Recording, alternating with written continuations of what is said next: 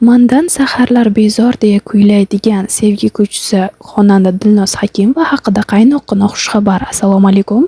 Siz bilan yangiliklar.uz kanalimizga obuna bo'ling va like bosishni unutmang.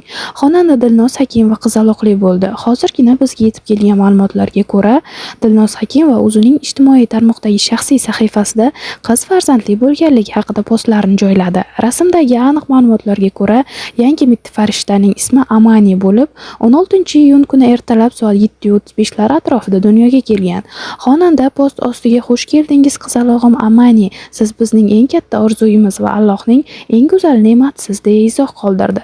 Biz ham xonandani chin qalbdan tabriklab, kichkintoyga uzoq umr, sog'lik, salomatlik tilab qolamiz. Eslatib o'tamiz, Dilnoz Hakimova aynan qaysi shifoxonada farzandini dunyoga keltirgani va operatsiyaga qancha pul sarflashi haqida ham aytib o'tgandi. Bundan keyingi videoni tomosha qiling. Hozirda mashhur, yaqinda juda uzoq yillik sevgidan keyin turmushga chiqqan qo'shiqchi Dilnoz Hakimova haqida ijtimoiy tarmoqlarda turli videolar tarqaldi. Videolarda aytilishicha, Dilnoz Hakimova xususiylashtirilgan tug'ruq muassasalarida o'z farzandini dunyoga keltirdi.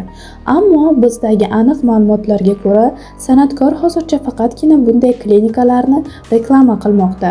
Raddom tanlash jarayoni menda endi boshlandi. To'ylardan ortib, bolajonim bilan birinchi bor uchrashadigan joyimni tanlashga kirishganman.